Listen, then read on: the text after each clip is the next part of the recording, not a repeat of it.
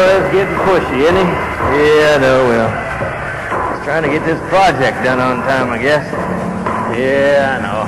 I'm just getting tired of all this overtime. That's one.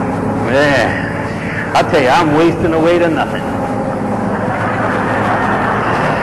Hard to believe. Say, it's almost lunchtime. What do you say we take a little break? Sure, it sounds good. Well, how about right here? You know? It's like a great spot to me. All right. You know, I have to eat every 20 minutes or so. I lose my appetite, you know. I didn't think it was that Tommy Lasorda diet you were on or anything like that, was it? What? Oh, nothing at all. Never mind. You know, my wife says I swallowed a piece of the rock. It's just a watermelon seed. Still growing.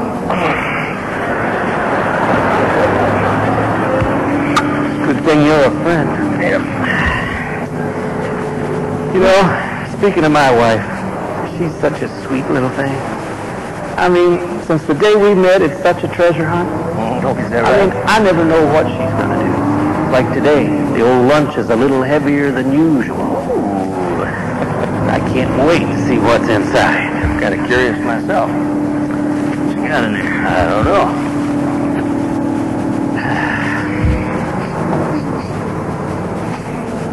Kind of makes your eyes water, doesn't it?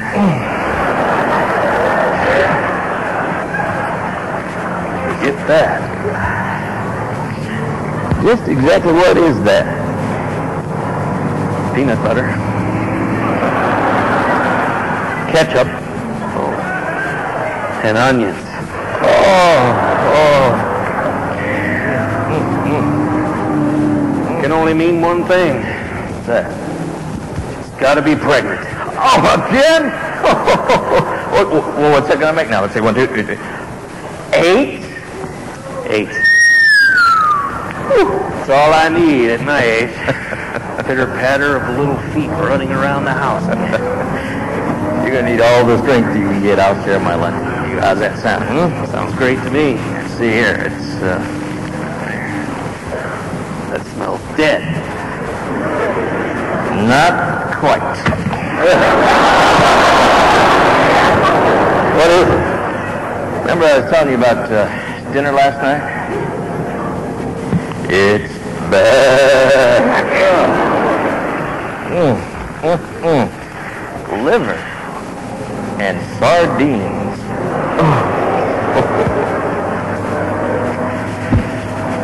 Say, you know, if my wife fed me like that, my pajamas would be down to one stripe.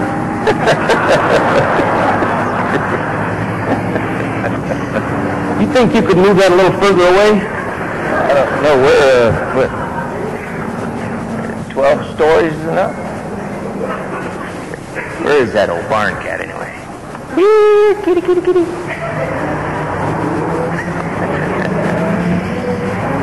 Well, Butch, it looks like we're going to have some extra time here. Can I get serious a moment? Sure. You given any more thought about what we were talking about the other day? You mean about Christianity, giving my life to Christ? Exactly. Oh, sure, Pete, I thought about it. You know, it just seems too simple. It's almost childlike. Well, I'll tell you what, if I remember correctly, the Bible says something like, if you come unto God as a child, then He'll let you enter His kingdom. I mean, that's eternal life with God. Butch, this is a perfect opportunity. Wouldn't you like to accept Christ as your personal Savior right now? Man, right here in front of all these workers? Are you crazy? Sure. No way, man. Butch, I gotta tell you, the day I accepted Christ, I was in front of a lot more people than just these guys. Matter of fact, a couple of these guys were there. Boy, that was a day. But that's because I wanted to that day. And Butch, out of anybody, you being my best buddy and all, you ought to know about me more than anybody else. I mean, now, remember back. Who was it that was with you every night after work? Because we thought we had to take the edge off the day. We'd go out to have a couple of beers. Yeah, it was old Pete with you there. And then on the weekends, man, we had every excuse for a party. Football, hockey, barbecue, figure skating or something like that anyway. We'd find all sorts of excuses. Yeah. But Butch, I'd leave your house, You had your wife and your kids, and I went through a lot of relationships, and yet when I went home, I felt alone. I had a lot of regrets about things I'd done and said to people and lies and things like that.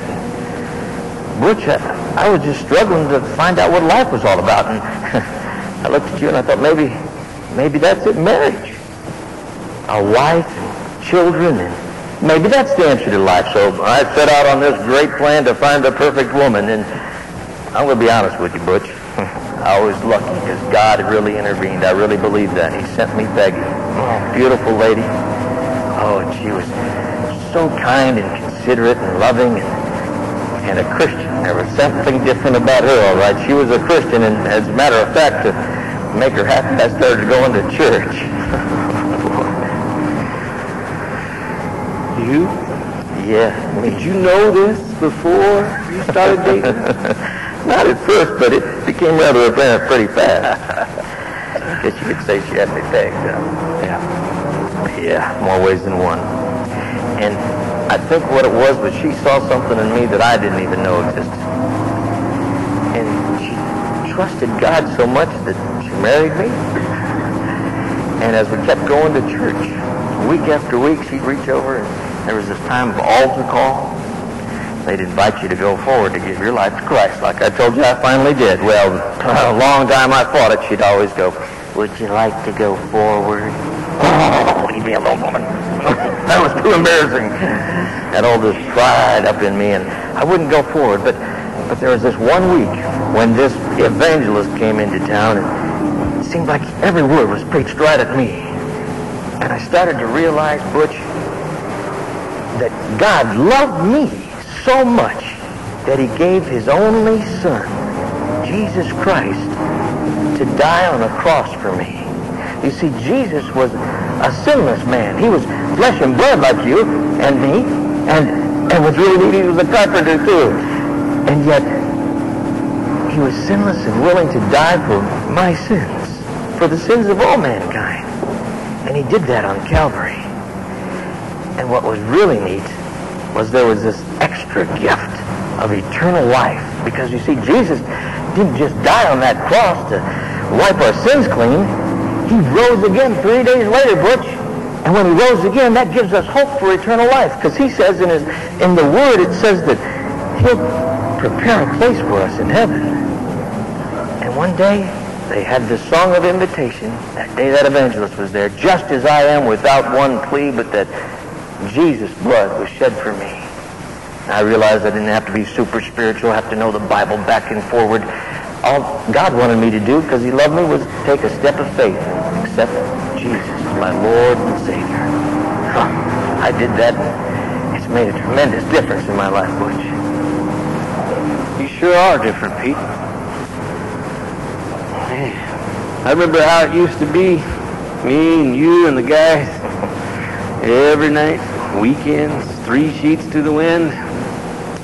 Then we come into work on Monday morning, 3 shades of green.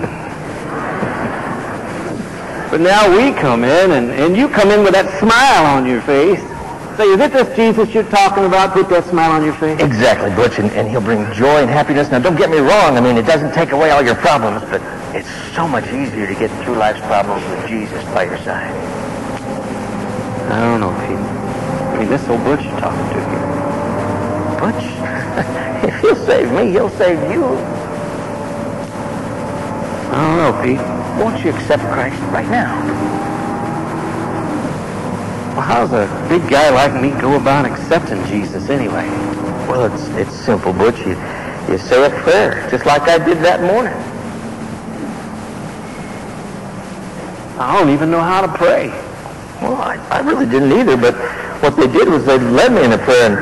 And Butch, I'll be glad to lead you in prayer, but you got to really mean it.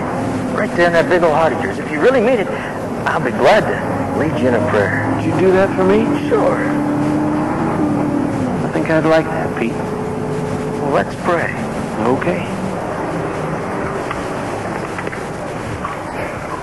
Dear Lord, I know I'm a sinner. I know I'm a sinner. But God, I know you love me. But God, I know that you love me.